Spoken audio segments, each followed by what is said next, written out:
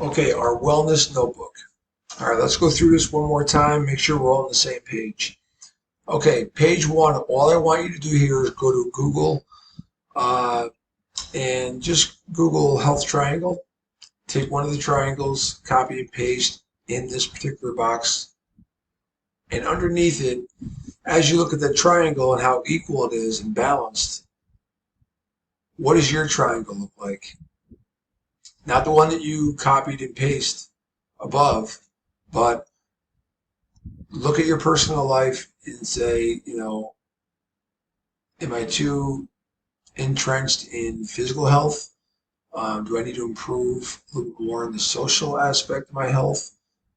Is it balanced or not?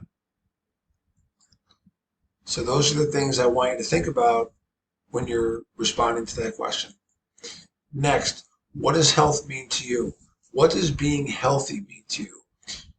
You could look up the word health, get the definition, and then just relate it back to your personal life and put in a few words. What do you consider being healthy? You might look at the aspect of exercise. You might look at your interactions with friends and peers and teachers and coaches.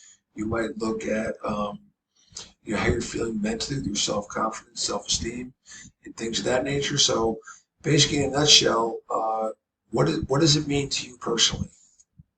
What considers being healthy?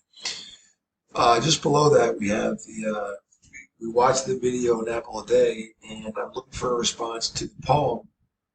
In a nutshell, what was your take on that, and what did you learn or take from the video? On the following page, we look at three aspects of health: social, physical, and mental health.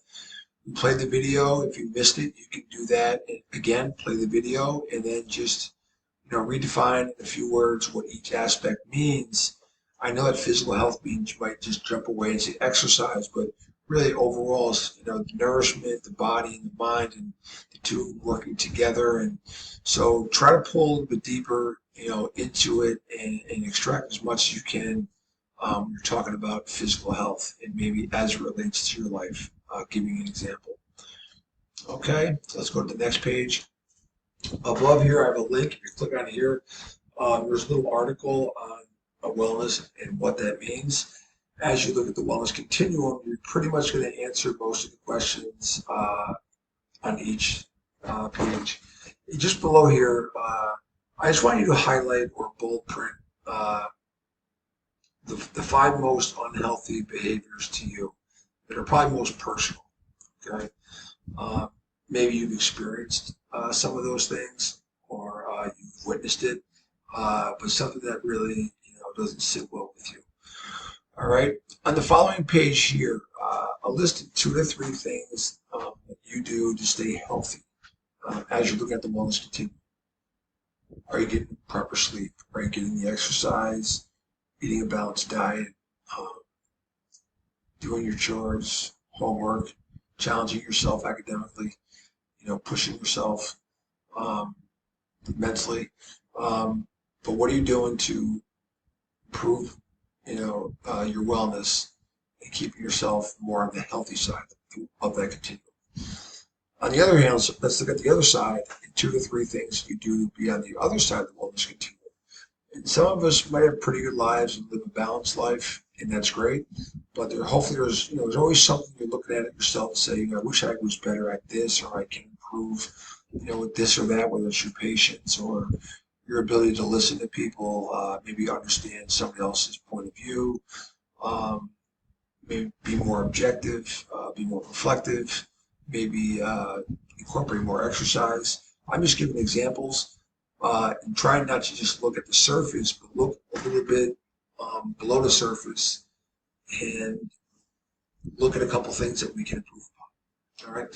And then we discussed also in class that most people fall somewhere along the middle on either side of the wellness continuum. And I'm looking here saying, where do you think you fall? In most cases. There's times when we're sick and don't feel well, we fall a little bit to the unhealthy side, but for the most part, where do you pretty much find yourself? Okay.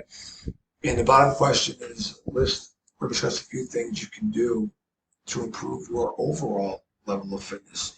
Maybe apply yourself in school, maybe apply yourself athletically, maybe reach out to people more, trust people more, listen to advice, whatever it might be. Okay. The personality test we took here, all you're doing is clicking the link, take the test, which most of you all did, get the 4 letters, and then the name that it gives you, whether it's an advocate or a defender, adventurer, whatever that might be. On the following page where it says click the link here, the Myers and Briggs, if you click that link, it'll give you all the 16 options of personality, and you're looking for your 4 letters. It'll give you a brief write-up of each, and simply copy and paste below. We talked about fixed and growth mindset. Watch that video if you haven't done so. You're looking for 6 words, characteristics or traits that are synonymous with a fixed mindset, and then do the same thing for the growth mindset. Just looking for words that kind of define, describe each of those mindsets. This page here, we're gonna overlook that and pass that for now. This one, the daily tracker. This was done in a separate assignment in your classroom. You're just taking the 2 days and tracking your social, emotional, your activity level, your stress level, your sleep patterns, and you have personal goals, whether spoken or unspoken. Are you working towards that goal? Okay. And then if you want, you don't have to, but if you want to write a little journal entry for the day and how your day went and how you're feeling, that's great. Anything you just free writing on your own. All right. And we're doing 2 days of that. So I'm looking for open and honest answers. In the second column, just in a few words, if your activity level is an 8, why is that? Well, we had physical education class that day. I also played football. We had a game. That was great. Or I played soccer. So I really felt I had a lot of activity throughout the course of the day. All right. And the last piece is our wellness wheel. That, again, was at the Google Classroom. Once you complete the wellness wheel, you're going to look at your numbers, your percentages for each component, and just transfer it over here. And then what did you learn about yourself? Was it accurate? Are there areas of improvement? Were you happy with the results?